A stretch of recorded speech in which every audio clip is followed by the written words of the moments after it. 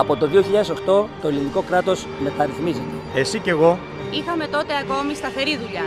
Δουλεύαμε με σταθερό ωράριο. Παίρναμε σταθερό μισθό.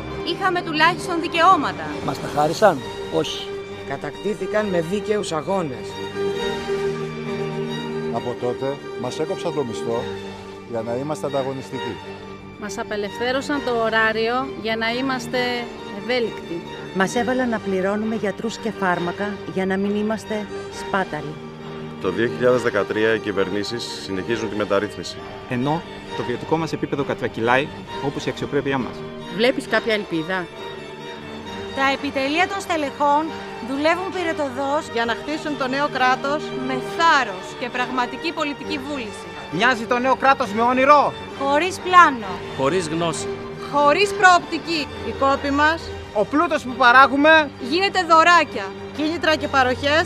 Στα μεγάλα συμφέροντα. Σου φαίνεται αξιοκρατικό? Σου φαίνεται νοικοκυρεμένο?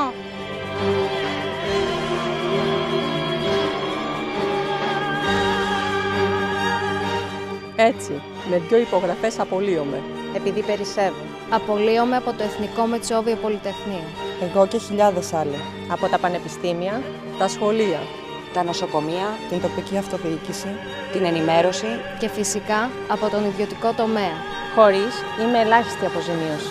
Και κατάμουτρα μου είπαν, Εκτός από εξοικονόμηση σε μισθούς, η απόλυσή μου στέλνει ξεκάθαρο μήνυμα.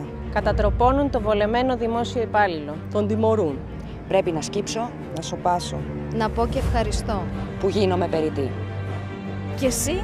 Στο σούπερ μάρκετ, στο εργοστάσιο, στο γραφείο. Στο κατάστημα. Μα είσαι ήδη εύκολη ηλία στα νύχια τους. Να το μήνυμα. Σκύψε, σώπασε και πες και ευχαριστώ. Και ο διχασμός μας σε δημόσιους και ιδιωτικούς υπαλλήλους. Άκρος εξυπηρετικός. Σήμερα το Εθνικό Μετσόβιο Πολυτεχνείο παράγει γνώση. Παράγει τεχνολογία. Παράγει τεχνογνωσία και τεχνική. Παράγει πολιτισμό. Τελευταία, παράγει και άνεργους απόφοιτους. Σήμερα το Πολυτεχνείο χάνει σχεδόν το σύνολο του διοικητικού προσωπικού που απομακρύνεται με διαθεσιμότητα. Χάνει σταδιακά και το δημόσιο χαρακτήρα του. Ποιος κερδίζει? Οι εργολάβοι που θα πουλήσουν προσωπικό για 6 μήνες με 400 ευρώ. Οι επιχειρηματίες που θα πάρουν την έρευνα ως μπόνους. Εσύ που πληρώνεις από το γυμνάσιο τώρα πια. Φροντιστήρια για να μπει το παιδί στο Πολυτεχνείο. Όπου θα παίρνει ολοένα και λιγότερη. Όλο ένα και πιο υποβαθμισμένη γνώση. Πληρώνοντας δίδακτρα για να βγει τελικά. Με πτυχίο διαβατήριο στην ανεργία. Σου φαίνεται αυτό μεταρρύθμιση? Δεν πείθομαι από την υποκρισία τους. Δεν βλέπω πνοή ούτε όραμα. Εσύ τους πιστεύεις?